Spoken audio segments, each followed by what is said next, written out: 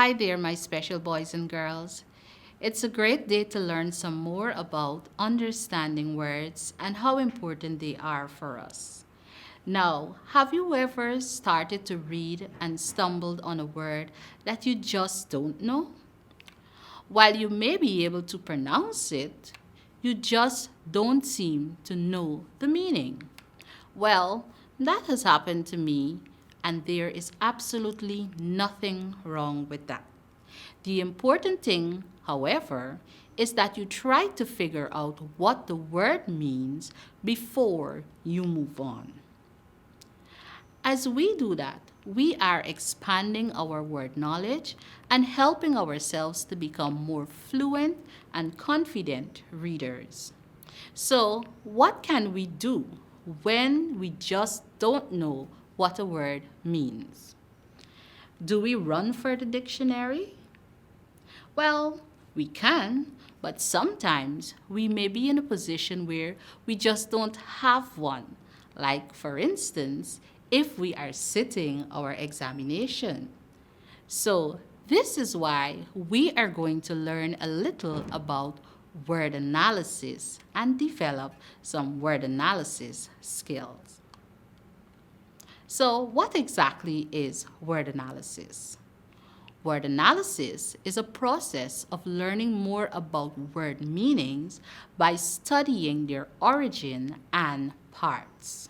Word analysis is a process of learning more about word meanings by studying their origins and parts.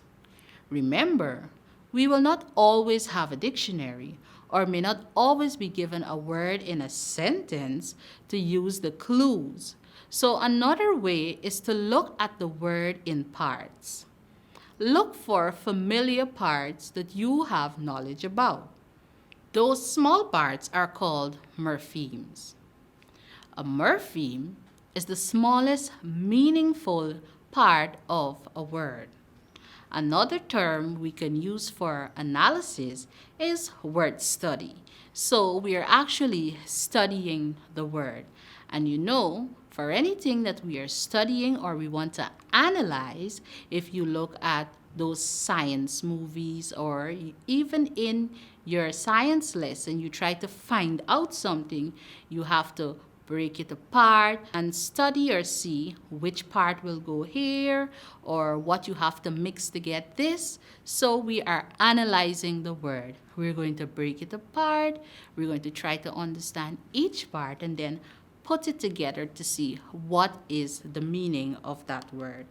So how do we analyze a word? Words are more than just a collection of letters.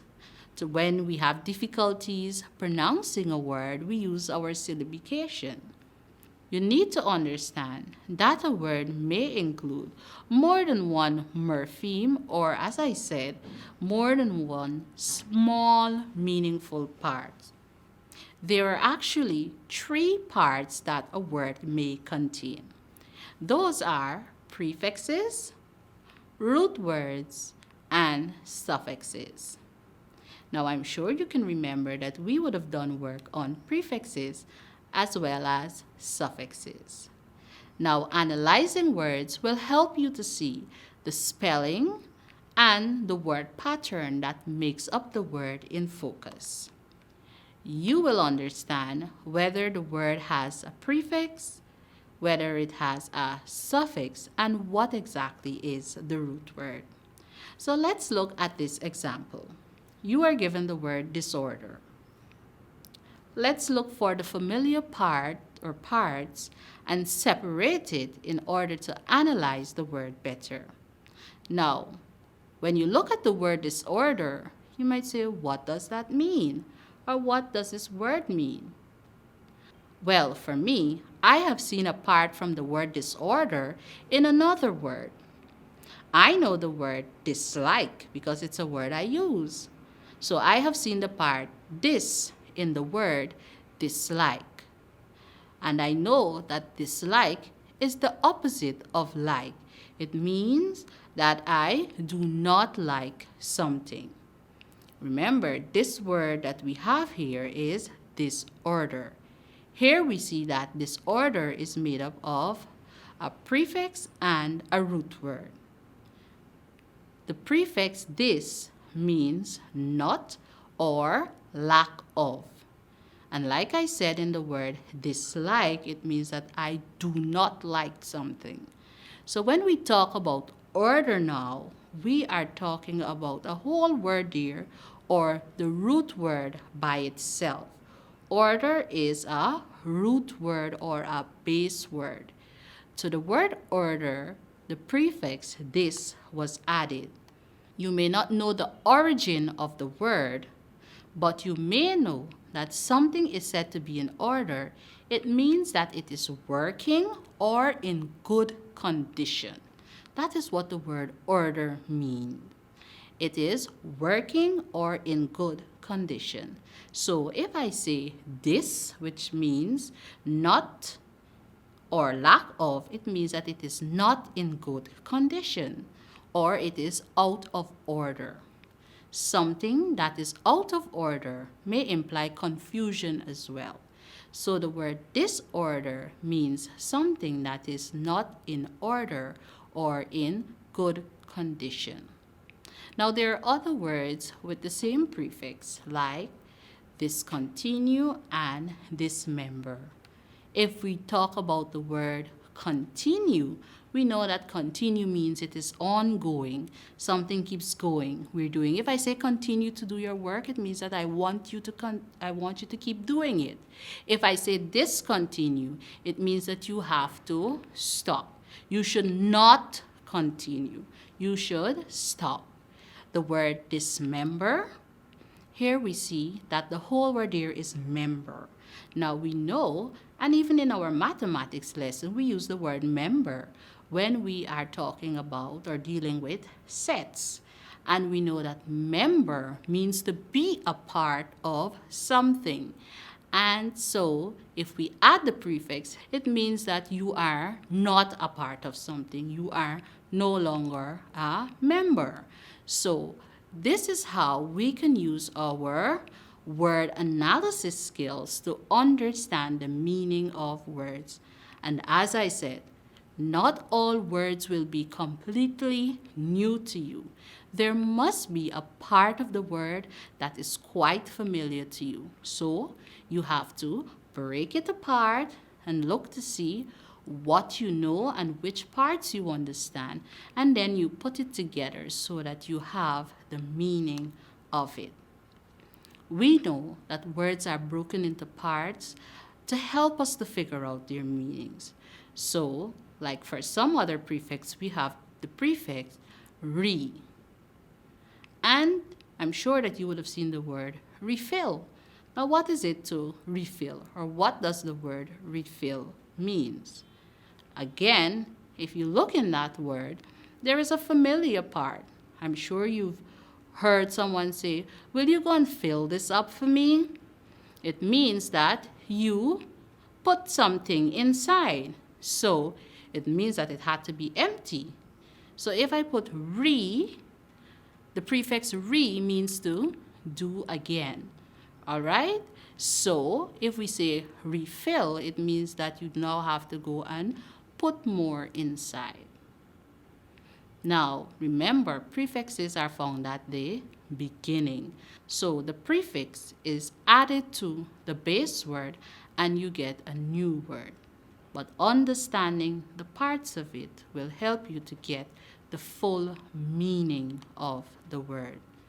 Now, like prefixes, we can also add suffixes. We could also use suffixes to find the meanings. Now, this time we know that suffixes are added at the end of the word. So, in word analysis, it's like fixing a puzzle. And some of the suffixes which are commonly used are full, ly, and ness. So, you break these words apart and then you try to figure out what do they mean by themselves.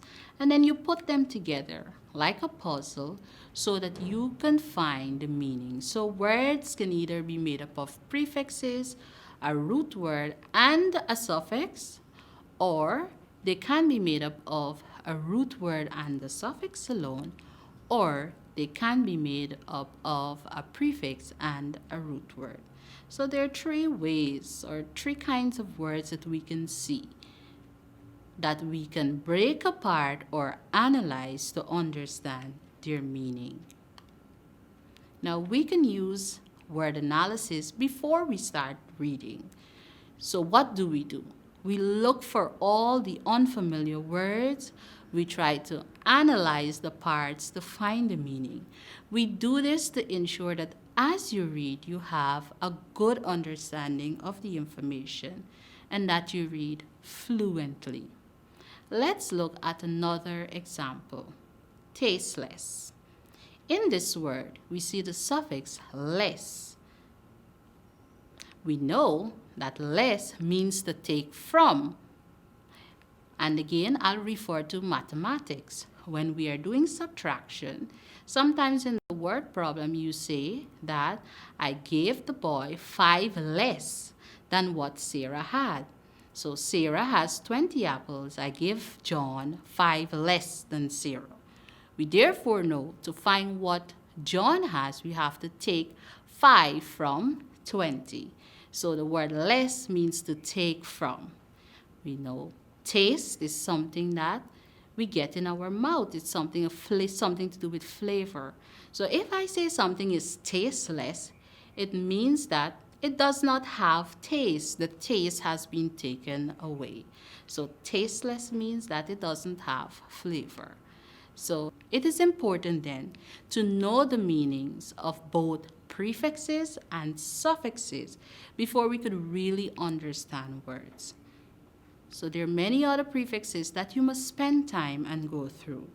Some of those are re, we have try, on. There are others that you could research and learn. Like for the prefix try, it means 3.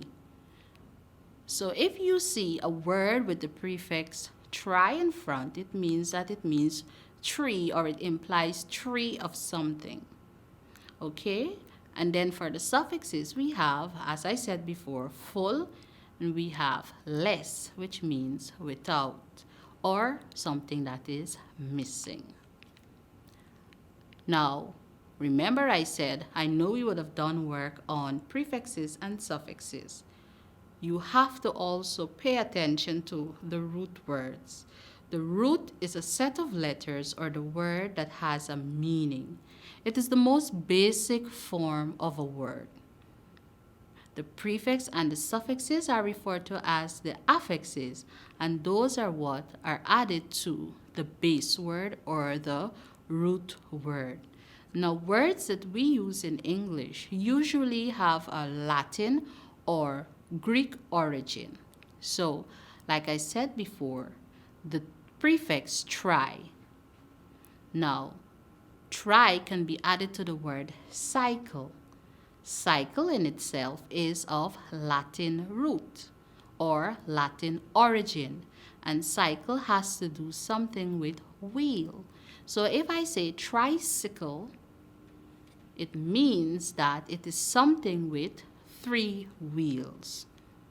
Now a root can be in front, it can be in the middle, or it can be at the end of the word. Remember, the root is the part that can stand by itself with a complete meaning. It is a word to which the prefix or the suffix could be added. Now here is just a list of some of the other prefixes that we can use. The prefix re means again or back. This means reverse of the verb. Over means too much. So if I say overdo, it means that you did too much. On means reverse the meaning of the verb. So if I say undo, I mean that I want you to undo what you did. Miss, it means badly or wrongly. Out, more or better than the other. Be, make or cause. Co means together. Inter means between, pre means before, and sub means under or below. Have you ever heard of the submarine? You would know that that is something that moves under water. Here we have a few more that you could try to find words that have or begin with these prefix. We have auto, we have by, we have counter, we have this, and we have X. So remember, it is important to know Greek and Latin root words. They can help you to figure out the meaning of the words you don't recognize. Remember that this will make you a better reader as well as a better writer. So ask yourself, which part of the word is the root and what does it mean? Then look at the prefix or look at the suffix and try to remember what it means. In your practice, use the root word table to determine the meaning, or you could use the prefix or suffix table and look at the meaning of those as well so that you can figure out their meaning. So that's all for our word analysis lesson today. Spend some time and look up the various prefixes and suffixes and what they mean. Once you have knowledge about any part of the word that seems difficult, it will become easy when you apply your analysis skills. I am Ms. Shamshireen, and do remember to join me again for more fun and learning with words. See you next time.